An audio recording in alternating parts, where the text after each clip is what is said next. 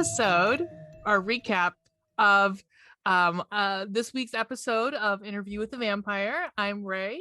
This is an offshoot watch along with Ray of the Booze, Boobs, and Blood podcast. And we are doing these little like reviews every so often. So I'm really into this series. So we're gonna continue on and get going. Okay, so this episode, guys. Okay. So it is, if you don't notice that I use so a lot, I apologize. It is my filler word. So get used to it. The one thing I will have to say about this series is, guys, these titles for these episodes are crazy bananas bonkers. Like, this one is The Ruthless Pursuit of Blood with All a Child's Demanding. What was the one from last week? It was something like in my very nature, that of the devil. One before that was something. All after the phantoms of your former self. Come on, guys. Let's not be too pretentious, okay? Let's just calm your tits. Okay, calm your tits. It's gonna be okay. Anyhow, so we are at episode 4. And this one is another doozy. We see the resurrection of Claudia. Claudia is in the novel, from what I gather from what Ween told me, is that she is younger, like she's little. And I remember from the movie, Kirsten Dunst playing Claudia plays it as a child. So as Ween says, Claudia is a very sad character. It's very sympathetic because you then have like this mind of a 25-30-year-old in the body of like a 9-year-old or a 10-year-old. And in this case, because we're taking a little bit of a departure, and Claudia is, I don't know why I'm saying it like that, I just like it, is actually 14, and it is played by this adorable girl with this beautiful hair, named Bailey Bass. I would assume Bass, probably. She's absolutely gorgeous. She's gonna be in the new Avatar movie as Tizarea. I'm assuming maybe the daughter of Sam Worthington and who played, she's gorgeous, Zoe Saldana. I'm assuming because she looks a little bit like Zoe, actually. But she's gorgeous, and she and that's all she's well, wait, there's more here. I'm sorry. Nothing that I think anybody, well, I mean, the Jenkins Family Christmas. She was in an episode of Law and Order, but who hasn't been?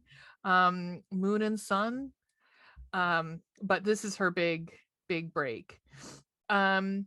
So we start with Daniel. Is he's being permitted to, so he's awake because it's the daytime, and then I think it's let me see what the name of the gentleman that helps Louis in Abu Dhabi is, because I cannot remember his name right now. Rashid. He's very good looking. Rashid is I think he is like one of the people that they drink off of, that like Lestat possibly, or like is a human, like his familiar sort of thing. So and Rashid is there waiting for Daniel to get up, and he's like, so where's Louis? He's like, he's ill today. He will be resting all day. He will not be coming. Like, you won't see him till tomorrow. And we also get a prognosis of how far Daniel's Parkinson's is progressing. So he's actually going to be doing his next treatment there. Louis kind of just like strong-armed him and was like, no, we already called your doctor. And he's like, yeah, you could do it here, that's fine. Okay, thanks, Louis. Let's see, I'm looking through my list here. So what happens is, while Louis is sleeping, Daniel is allowed to go through all of these journals.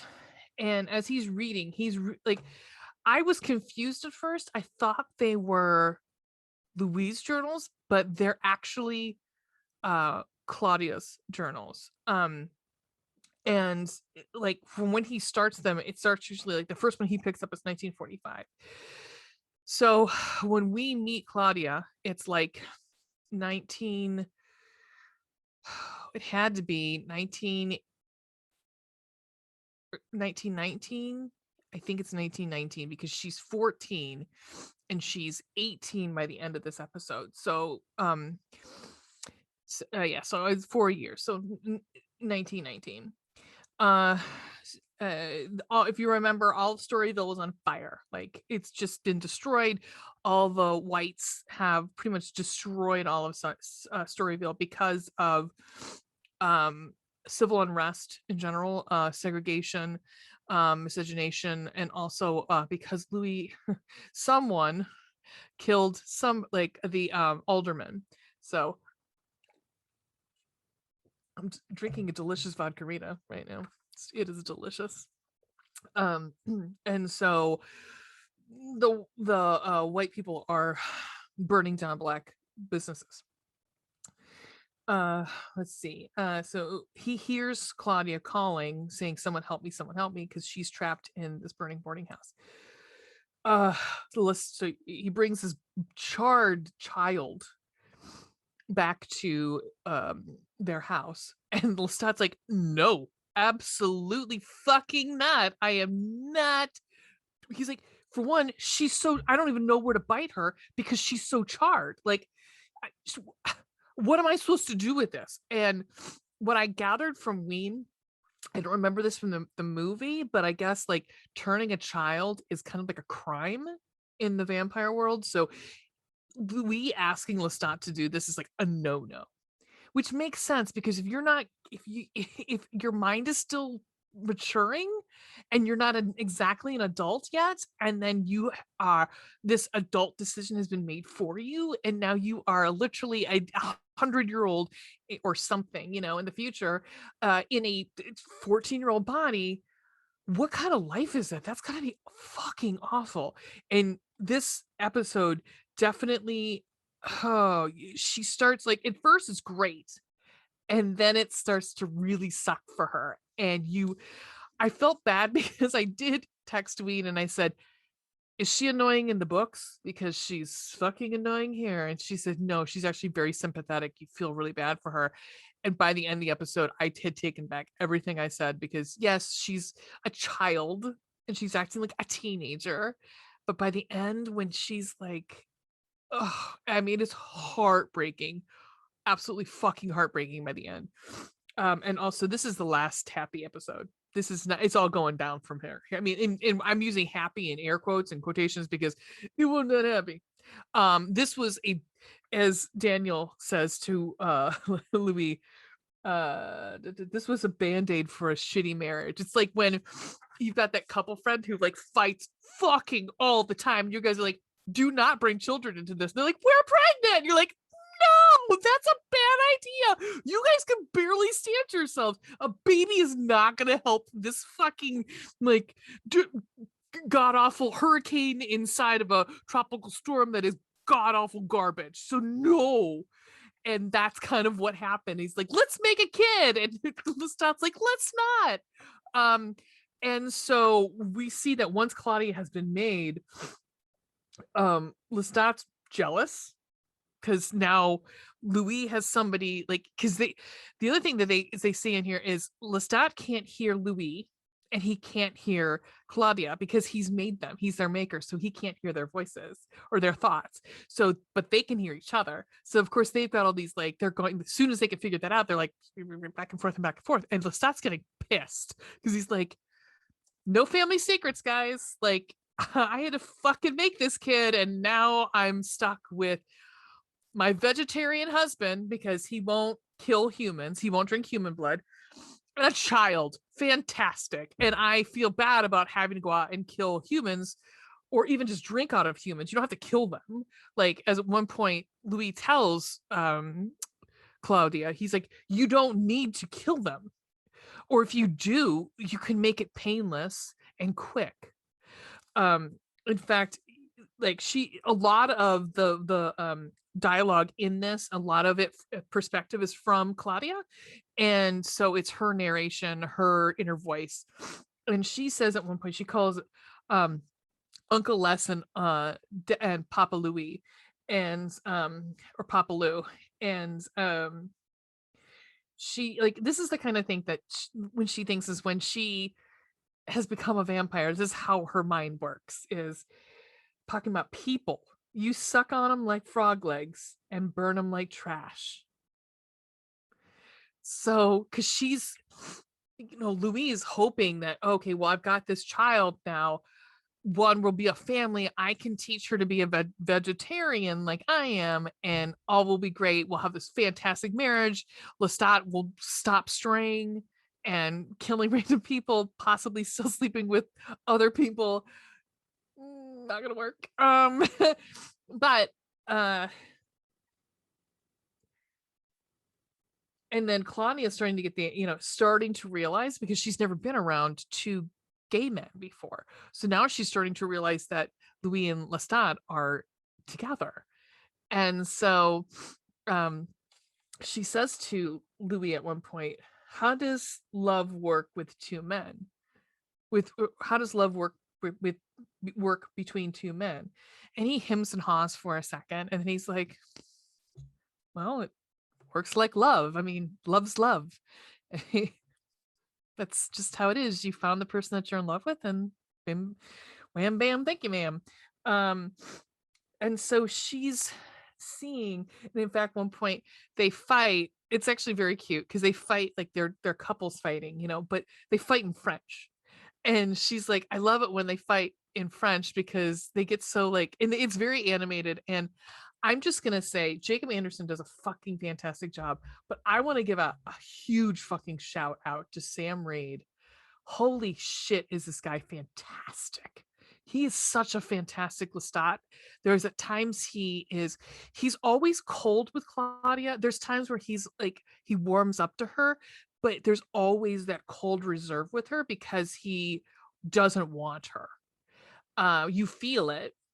There comes a point towards the middle, middle of the episode, and I'm looking for yeah, it's about middle of the episode, and he takes her hunting, and it's probably the most we see the two of them together in the episode and like connecting, and it's almost borderline creepy because at one point I was like, where is this going? I don't like how it's going, because it seemed sexual a little bit, and I don't, but it's so hard to wrap your mind around this like whole situation because she is 14 but she's 18. Like, she looks 14 but she is mentally 18, and she does get a boyfriend who she tells him she's 19, because at that point she was 19, and I think and he's like, there's no way you're older than me because you look like a child, like you look like a young girl. And I will have to say, this girl does look like she could be 18 or 14. Like, she's one of those faces where ageless. And so it kind of works, and I kind of like that they aged up the character just a little bit so it wasn't like a child, because I think you have a lot more to work with, like her inner turmoil as coming to terms with being this like almost like just that I'm not quite a young woman yet, but I'm not a child.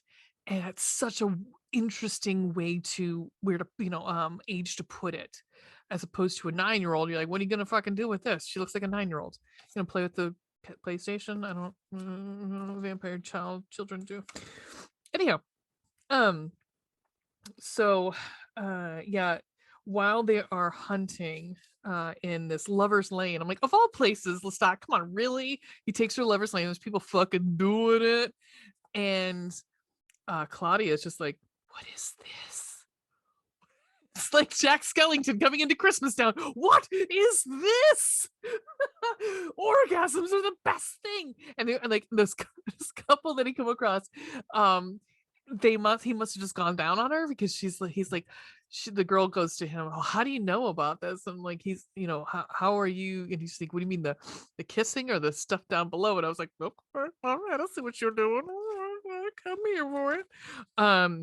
But she is a fucking killing machine. She's a killing machine. And they're just like, they're using that kiln, their outdoor kiln, to start burning bodies, burning or burying, burning. So along the way, she meets, she decides to, like, after this, like, her sexual awakening, she's like, I want to have sex. I want to know what love is. And so she's dressed for the night. I have to say, I thought the actress, like, she goes out and there's like women who are making fun of her because, there's this child dressed like an adult. It was hard for me because I'm like, she looks like an adult. Like, she does look like she could be 16, 17. I mean, we're talking 14. It's not like it's, a huge bit of difference. And because I want to see, actually, let me look and see how old the character is, or the actress is. No age on her. Don't know.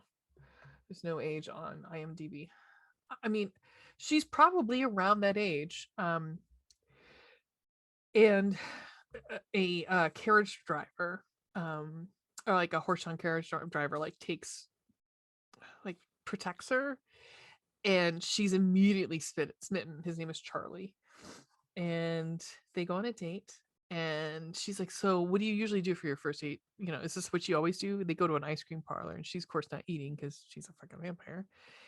And he's like, this isn't a date. And I was like, well, what the fuck are you taking her out here, Charlie? I mean, this is like, okay, fine. He's like, you're a cutie, but you're not. I was like, okay, I don't know how I feel about you, Charlie, because you're still, then if you think this is a child, it's nighttime and you're taking her out.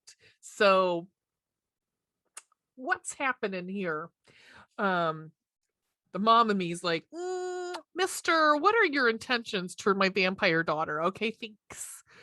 If you don't straighten up and fly right, my vampire husband gonna eat you.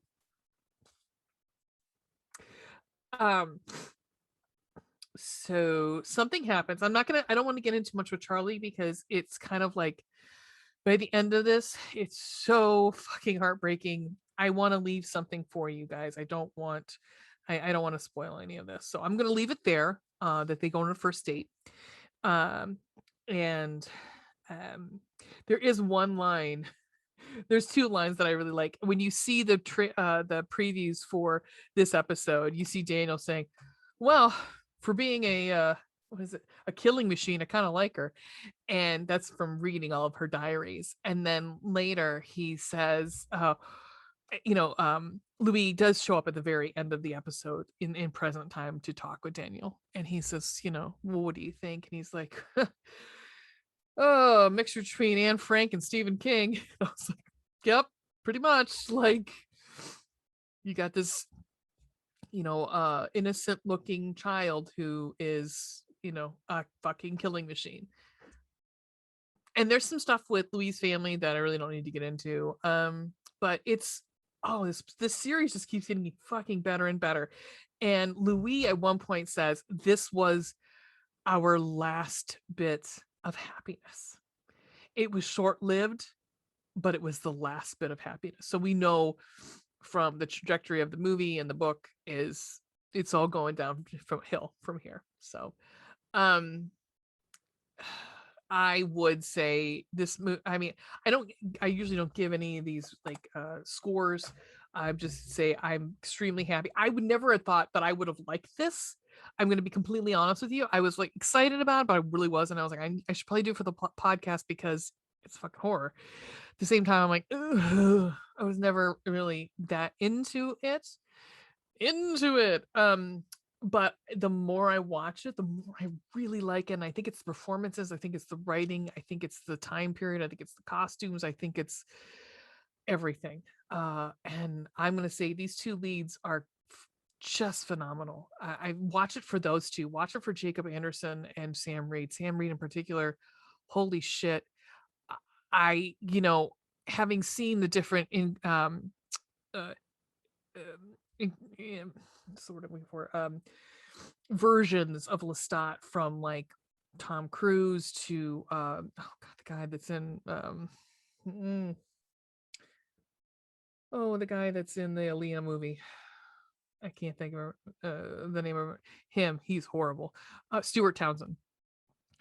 This to me is, he plays it perfectly, because you can see being seduced by him, being brought into, like, being under his thrall, because he's personable and he's likable, and he wouldn't have to do much for you to just be like, just fall for him. uh but he has this cold edge to him that makes you that reminds you on the regular that this is a fucking monster, is a predator, and he will kill you, and he has no remorse for killing you. And we find out in this episode that he's 160 years old, so 159. So it's been a while for him. um so I'll give my little ratings here. Blood and gore on this one, I'm gonna say probably 2.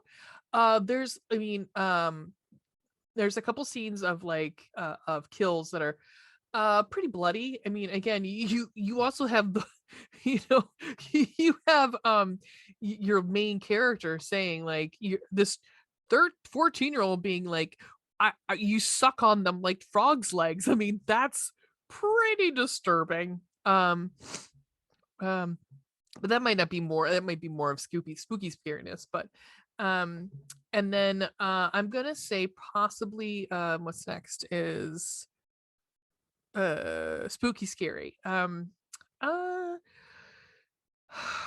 I am gonna say 1.5.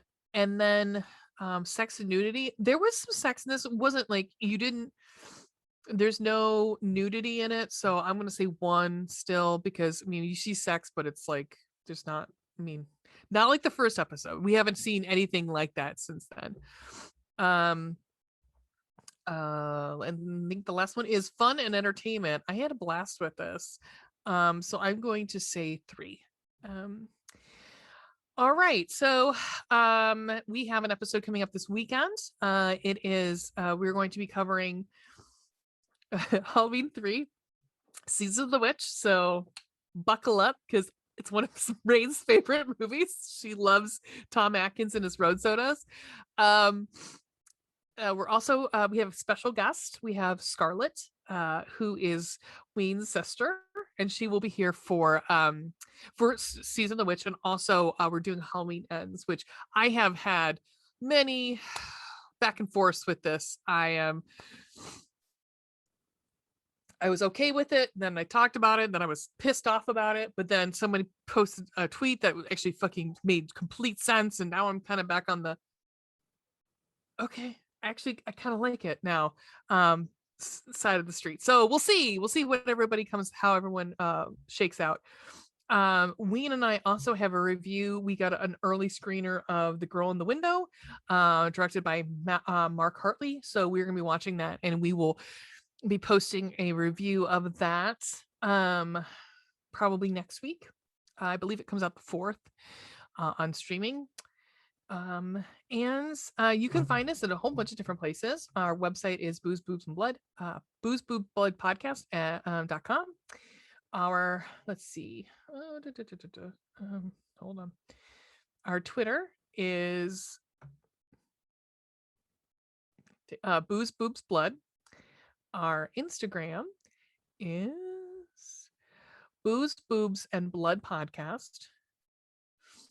Our Facebook, if you look for Ween and Ray, you'll find us. Our TikTok is, which we don't do as much TikTok as we used to, is Booze, Boobs, Blood Pod. And we have a Letterboxd, which we've been trying to keep up with, and that is it is Booze, Boobs, Blood. And we I have added some. We have to really go back through our back catalog of episodes and really make some decisions on grades for Letterboxd. But that's it for this episode. I will be back with episode 5 next week. Until then, enjoy spooky season. It's the end of spooky. Well, it's always spooky around this place, bitches. But we'll be celebrating the feast of Samhain. And stay spooky. Later.